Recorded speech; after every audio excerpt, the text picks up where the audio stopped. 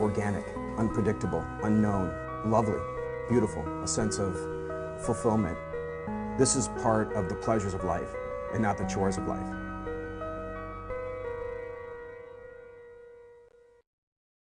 Coming up on Daily Iowan TV, Regents raise tuition even higher. Plus, tragedy strikes again on the Virginia Tech campus. And the basketball teams have been rocky on the road. We'll be talking Hawkeye hoops coming up in sports. All that and more is coming your way next. Daily Iowan TV starts now.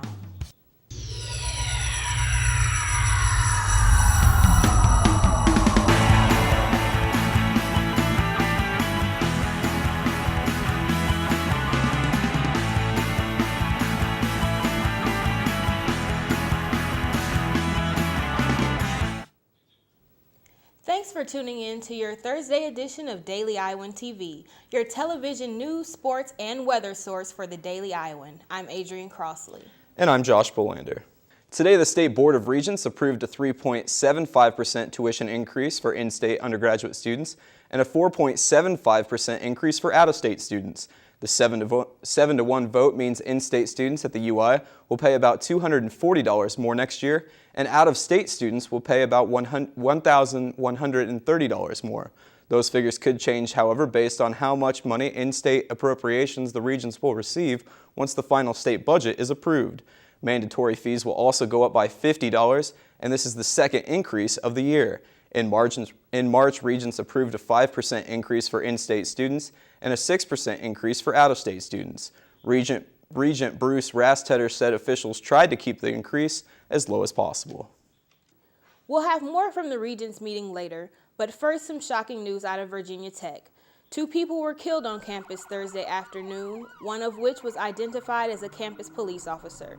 A weapon found near the body of a second man, and although he hasn't been identified, police say that there is no longer a threat, fueling speculation that the second deceased man was the shooter. The campus was locked down for several hours as police searched for the shooter. Virginia Tech, of course, was the site of the brutal shooting rampage back in 2007 that left 33 people dead. Virginia Tech President Charles Steger expressed his grief at a press conference. Our hearts are broken again for the family of our police officer, and we extend our deepest sympathy and condolences. From all of us here at Daily Iowan TV, our hearts go out to the Virginia Tech community and the family of that slain officer. The State Board of Regents are asking the 3 Regent universities to review their child abuse policies. Following highly publicized child abuse cases involving coaches Jerry Sandusky at Penn State and Bernie Fine at Syracuse University, the Regents are working with Governor Terry Branstad and other lawmakers to review policies in hopes of better protecting children. The 3 universities are expected to report their policy assessments to the board in February.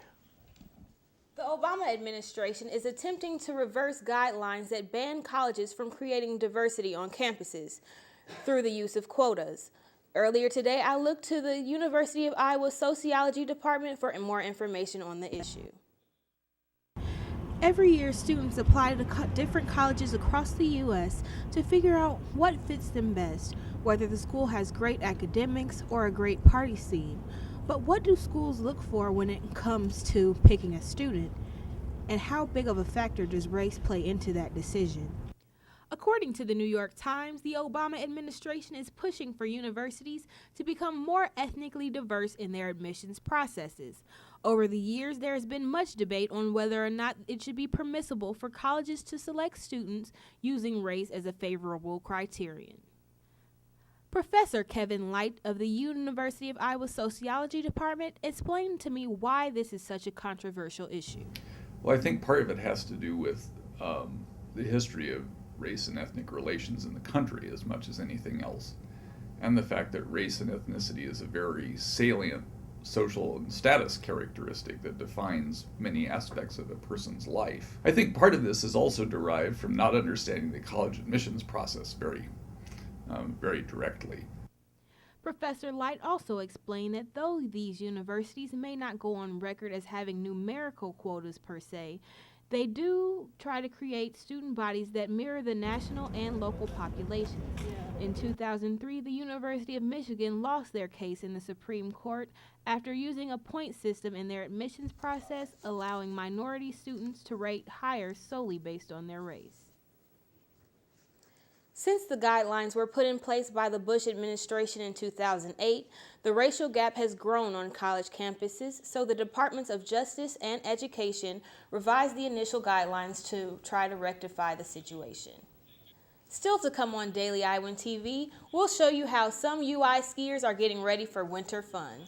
Plus, we're still getting familiar with the new faces on Fran's court, but we sit down with the newest member of the Hawkeye basketball squad later in sports. But first, Daily Iowan TV's Ryan Jones joins us in the studio for a look at your local weather forecast. Ryan?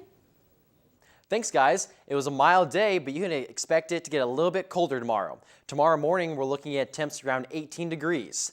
That should warm up to about 24 degrees in the afternoon with mostly cloudy skies. And heading into the evening, the clouds should move out and drop back down again to 15 degrees. Looking ahead to the week, highs of 29 on Saturday, 37 on Sunday, and that begins a little string of warmer weather. We'll have highs of 38 on Monday, 37 on Tuesday, and 38 again on Wednesday before climbing back into the 40s on Thursday. There's a chance of rain or snow on Monday and Wednesday, but other than that, it should be a nice week. That's what you can expect for the next couple days. Back to you at the desk. Student Legal Services is hiring another lawyer to help cope with the ever-increasing demand from UI students. Officials with Student Legal Services say the number of students coming to them for help has nearly doubled in the last few years. The UI has the largest client-to-attorney ratio in the Big Ten, something officials attributed to the size of the student body. The new part-time attorney is expected to be hired by January. If you're in need of something fun to do over the winter break, you might want to give cross-country skiing a try. Last night, UI Recreation Services conducted a workshop on everything you could ever want to know about waxing skis. To someone who has never skied before, waxing skis may seem like a strange thing to do. Wayne Fett, the ultimate ski fanatic, led this workshop explaining why the art and science of waxing skis is so important to the overall skiing experience.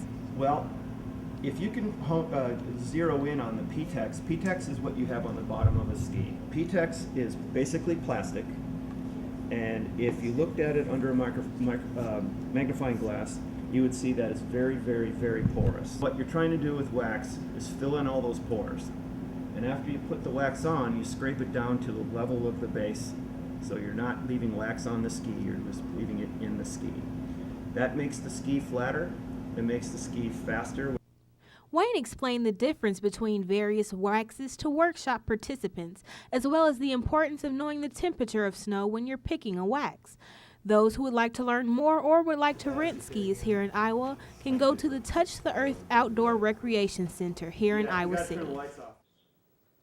Also on February 3rd, Touch the Earth will be holding its annual Moonlight Ski and S'mores event at the McBride Nature Center. It is free and open to the public. For years, aspirin has been known to help protect heart health, but now it seems it might help your brain as well. Researchers at the UI released a new study Thursday which suggests there's a link between taking aspirin and reducing your risk for aneurysms. The study shows that people who took aspirin 3 times a week had a significantly lower risk of having an aneurysm. Doctors say further research into the matter could open up new treatment options to prevent future aneurysms. And now let's turn to Daily Iowan TV Sports Director Jake Abrams for your look at Hawkeye Sports.